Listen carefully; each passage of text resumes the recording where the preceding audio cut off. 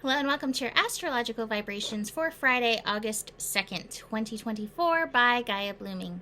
I am Mimi and our energy mantra for today is I offer my inner child time and presence to support my inner child healing.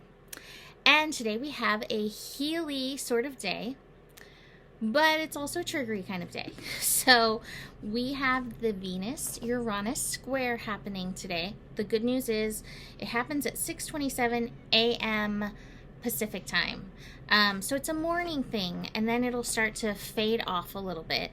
But I've been getting calls and texts all day of people experiencing this energy. It's very triggering to relationships. It's very triggering with money stuff. It's very triggering around our personal worth. It's triggering our inner child.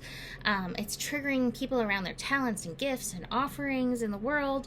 Like, it's just pushing all the buttons, and that's what Uranus does. And you have to know that these button pushes, these breakdowns, they come, and then there's a breakthrough offering. Contrast can help us. It's like when you're trying to open a jar, sometimes you kind of twist it the other way to kind of I don't know, get a little momentum, get a little, I don't know, something. Why do we do that? But it helps, right?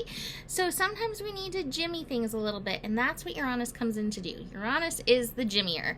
So if you feel a little jostled, if you feel a little unsettled by this energy, look to that and see where you're being called to take your responsibility, because it is in that you can make a shift. Now, this is happening at 26 degrees. That's 8. So that's why I said that responsibility key, because that is key. Nobody else is responsible for your triggers. Only you are. And your triggers, I almost said chiggers, which is a little itchy bug that happens, and I'm feeling triggered by the bugs. I went outside to water my plants, and I got literally one right here on my third eye and on my elbows. But anyway, we're not talking about the chiggers. We are talking about the triggers. They're your responsibility, and it's just the universe showing you this is where you're stuck. So if you're feeling that, rather than pointing the finger, you triggered me, you did this, bring it back to yourself and see how am I being called to shift these energies? That's part of inner child healing, is showing what it means when you take that responsibility. It really can shift things in your world. And I think, side note, happiness is a personal responsibility as well. So that's in the morning, that Venus-Uranus square. And then we just have the moon in Cancer continuing through, making some connections. We have Moon in Cancer, trining Saturn, Moon in Cancer also connecting into Uranus energy today. Yay! So we cap the day with some Uranus energy. The Moon in Cancer sextiling Uranus. Uranus in Taurus is a little bit easier, but still you might feel a little uncomfortable.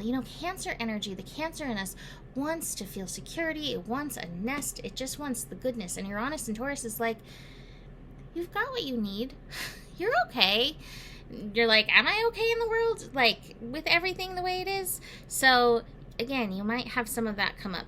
In the midst of all that, I feel like this card is the best. We have the Moon in Cancer with Saturn in Pisces, watery energy. You just might have to process some of the emotions, and that might be part of the triggering energy that happens. So now we're building to some interesting things. We're building to Sunday, which there will be a scope for Sunday, a video scope for Sunday. It's going to have a new moon. It's going to have Venus connecting to Neptune, and then Venus moving into the sign of Virgo, and then we're going to have Mercury also going retrograde. So Saturday, building up to this, we're going to be feeling some stuff. We're in the dark of the moon. That always has some intensity to be aware of. The inner child energy, again, it's dark of the moon, and it's going to pull in opposition with Pluto. And so again, there may be some triggers, but your work is to show up for your inner child, and just know and trust that showing up is gonna help, right? Showing up That's the way. Your presence is the way. Presence and seeing where you can empower what is triggering you. Is there anything else I want to do before I show you the cards? I think that's good. Oh yeah, Venus. Oh yeah, Venus. That's what I wanted to look at. Venus. Venus is going to be like at 29 degrees on Saturday and Sunday. And I think that's going to be a really beautiful time to infuse whatever love you can into your life, into your house, into your loved ones, into yourself, into your projects.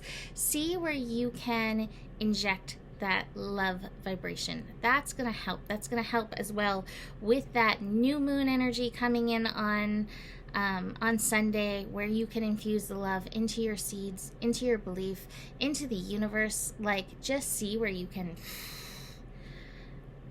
like, literally imagine just like a balloon heart of love energy surrounding you and just expanding. And there you go. So let's look at the cards for today, and let's pull with it. Let's pull one of the chaos cards. I posted on my Instagram, the chaos cats knocked over the chaos cards. One of my chaos kitties is sitting right here. Oh, that's funny. Okay, well, we got some seahorses, and it says amble with contentment. Waiting rather than acting is going to be most advantageous now. And I think that's definitely connected to this Mercury retrograde that's coming in.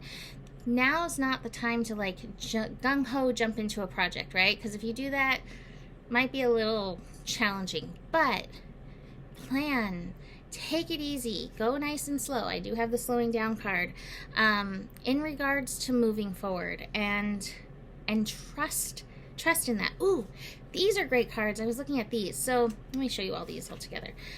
So I have the Lovers card in reverse. And like I said, we have Venus square Uranus. Relationships may be very triggering. But there's two ways of approaching it. We have the mental approach and we have the more heart-based approach. So the mental approach is this morality card. I call this the shooty card, right?